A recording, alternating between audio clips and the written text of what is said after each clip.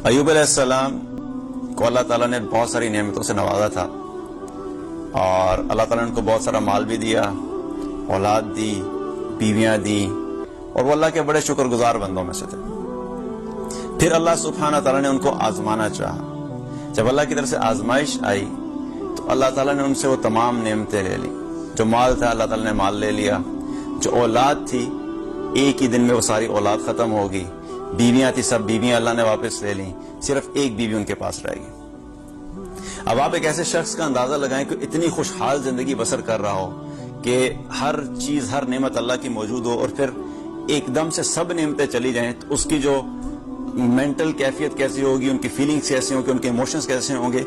हमारे पास जब बहुत सारी नेमतें होती हैं, उनमें से कोई एक छोटी सी नेमत अल्लाह ताला जब वापस लेता है तो हमारा क्या हाल होता है। और ऐसा शख्स जिसकी सारी दुनिया की जितनी नेमतें थी सारी अल्लाह वापस ले ले, और उसके साथ साथ अल्लाह सुब्हानहू तआला ने उनको सेहत भी वापस ले ली और जज़ाम के मर्ज में मुब्तला कर दिया।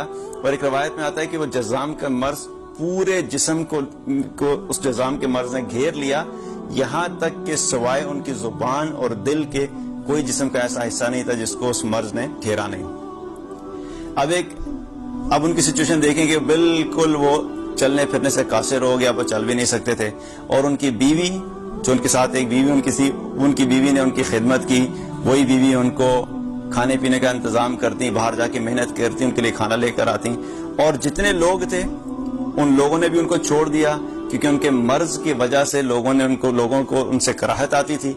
तो उनकी बीवी ने क्या किया कि उनको लेके बस्ती से दूर चले गए। अब आप सोचिए कि वो इंसान इतनी नेमतों के बाद बिल्कुल अकेले हो गए और बिल्कुल बेबसी के आलम में। लेकिन जब अल्लाह ताला ने ये तमाम नेमतें उनसे ले ली तो अय्यूब अलैहिस्सलाम ने अल्लाह ताला का जिक्र पहले से ज्यादा करना शुरू कर दिया और पहले से भी ज्यादा अल्लाह के जिक्र में मशगूल हो गए। और उन्होंने इतनी खूबसूरत दुआ की, अल्लाह ताला से शिकवा नहीं किया। कुरान में क्या दुआ आती है? अन्नी मस्सन्नी यज़ुर्रु व अंत अरहमुर राहिमीन।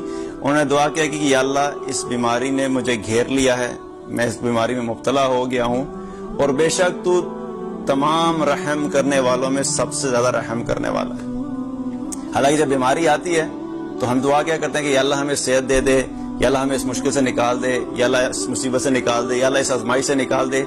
उन्होंने ये दुआ नहीं की, उन्होंने सिर्फ ये इतना कहा कि तू तमाम रहम करने वालों में सबसे ज्यादा रहम करवाने वाला है। अब ये दुआ जब की और उस हालत में थे तो उस सिचुएशन में भी उन्होंने अल्लाह की नाशुक्री नहीं की।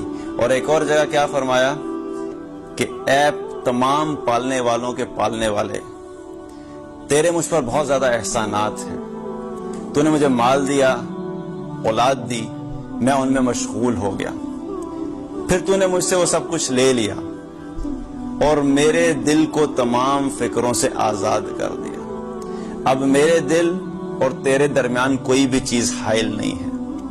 और तेरी इस मेहरबानी का अगर मेरे दुश्मन इबलीस को इल्म हो जाए तो वो मुझसे बहुत ज्यादा हसद करे। क्या कह रहे हैं? सुभान अल्लाह के अल्लाह ने सारी नेमतें ले ली तो उस पे क्या कह रहे हैं कि तेरी इस मेहरबानी का अगर मेरे दुश्मन को इल्म हो जाए तो वो मुझसे बहुत हसद करे। तो एक रवायत में आता है कि जब इबलीस ने ये दुआ सुनी उनकी तो वो जल भुन के रह गया, क्योंकि शैतान के लिए बड़ी आइडियल सिचुएशन होती है कि जब किसी इंसान पे कोई मुश्किल आती है, जब किसी इंसान पे कोई आजमाइश आती है, वो उसके लिए सबसे बेहतरीन मौका होता है कि अल्लाह से दूर करने का। वो इंसान को वसवसों में डाल देता है कि देखो तुम जिस रब की इबादत करते थे, तुम तो बड़ी नमाजें पढ़ा करते थे, तुम तो हर जगह पे उस रब के बारे में लोगों को बोला करते थे और तुम उसकी अताअत किया करते थे, इतने तुम अल्लाह अल्लाह करने वाले थे, और तुम्हारे साथ ये हो गया। उस रब ने तुम्हारी तमाम इबादतों का और इताअत का तुम्हें ये सिला दिया है। तो ये सिचुएशन शैतान के लिए बड़ी आइडियल होती है कि इंसानों को अल्लाह से मायूस करना और अल्लाह की रहमत से दूर करना। उसके बावजूद वो क्या कह रहे हैं कि तेरी इस मेहरबानी का अगर मेरे दुश्मन शैतान को इल्म हो जाए तो मुझसे बड़ी हसद करे। तो कोई भी सिचुएशन हो, हमारे लिए क्या मैसेज है कि चाहे हालात अच्छे हैं या बुरे हैं, हमने अल्लाह की अताअत नहीं छोड़नी।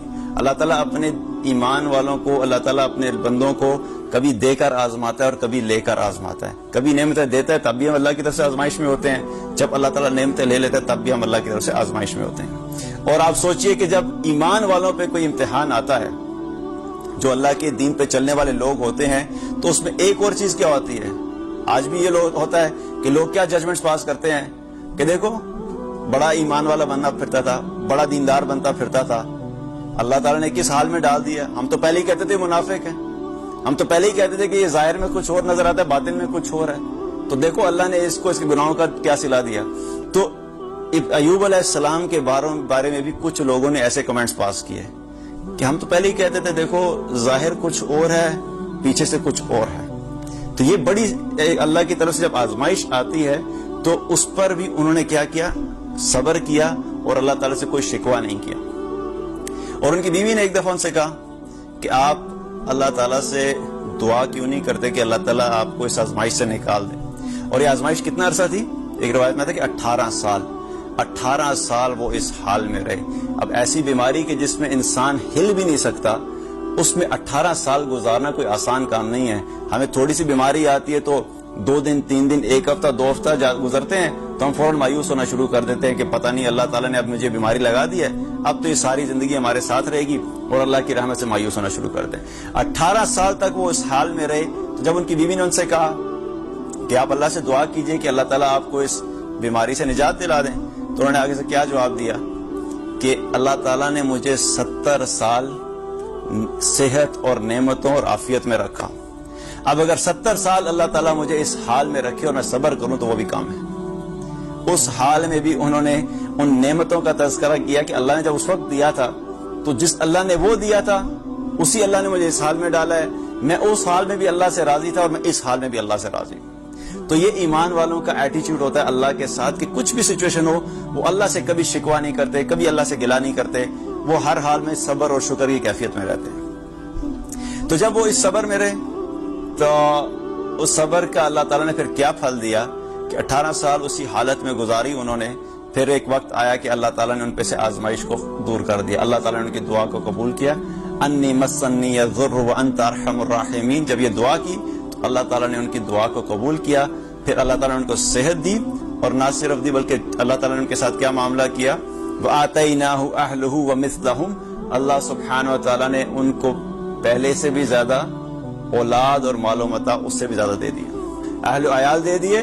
ومثلہم, مثلہم کا کیا مطلب کہ جتنے پہلے تھے اتنے تو دیے, اس کے ساتھ ساتھ اتنے ہی اور زیادہ دے دیے.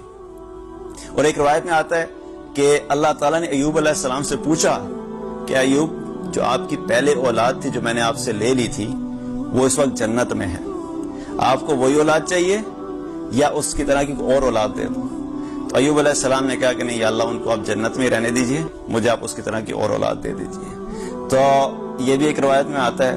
تو ہمارے لیے کیا میسج ہے کہ ہم نے ہر حال میں صبر کرنا ہے. جب بھی اللہ کی طرف سے کوئی آزمائش آئے, جب بھی اللہ کی طرف سے کوئی تکلیف آئے, جب بھی اللہ کی طرف سے کوئی مشکلات آئیں, تو ہم نے یہ سوچ لینا ہے کہ ایمان والوں کے جو پہلے گزر چکے ہیں وہ ایمان والے کن کن حالات سے گزرے ہیں. کیونکہ صبر جب ہم کریں گے تو اس صبر کے نتیجے میں اللہ تعالیٰ ہمیں دنیا میں بھی عطا فرمائے گا اور آخرت میں بھی عطا فرمائے گا. اور آخرت کا اجر تو لازمی ہے. اگر دنیا میں چلیں ہم کہتے ہیں کہ کسی سچویشن میں ہمیں نہیں ملا, تو آخرت کا اجر لازمی ہے. انما یوفی الصابرون اجرہم بغیر حساب. اللہ تعالیٰ نے قرآن میں کیا فرمایا کہ صبر کرنے والوں کو اللہ تعالیٰ بے حساب دیتا ہے, دنیا میں بھی دیتا ہے اور آخرت میں بھی دیتا ہے. اور ان اللہ مع الصابرین, اور صبر کرنے والوں کے ساتھ اللہ ہے. تو اللہ جس کے ساتھ ہے اس سے بڑی اور کوئی نعمت نہیں ہے. ساری دنیا بھی ہم سے اگر الگ ہو جائے, لیکن اگر اللہ ہمارے ساتھ ہے تو ہم دنیا میں بھی کامیاب اور ہم آخرت میں بھی کامیاب. لیکن اگر ہم مشکلات میں اللہ کے ساتھ شکوہ کرنا شروع کر دیں, اللہ کے سامنے یہ کہنا شروع کر دیں کہ میرے ساتھ ہی کیوں ہوتا ہے, اللہ کو میں ہی ملا ہوں یہ سب کرنے کے لیے, میرے دوست تو بڑے اچھی حالت میں رہتے ہیں لیکن میرے ساتھ یہ کیوں پرابلم ہوتا ہے, دیکھیں فلاں کو تو اتنی اچھی گاڑی مل گئی, میں تو ابھی تک پیدل چل رہا ہوں, فلاں کی جاب اتنی اچھی ہوگی تو میں تو ابھی تک رگڑا کھا رہا ہوں, میری زندگی کا تو کوئی بھی سمجھ نہیں آتی کہ میں ہر مشکل میں پھنسا ہوں. کبھی بھی اللہ سے ہم نے شکایت نہیں کرنی. جس حال میں ہیں اس حال میں ہم نے شکر بھی کر رہے ہیں اور صبر بھی کرنا ہے. جب ہم یہ اپنا ایٹیٹیوڈ رکھیں گے تو اللہ تعالیٰ ہم سے دنیا میں بھی راضی ہو جائے گا, دنیا میں بھی سکون والی زندگی عطا فرمائے گا, اور آخرت میں بھی اپنی رضا کا معاملہ فرمائے گا.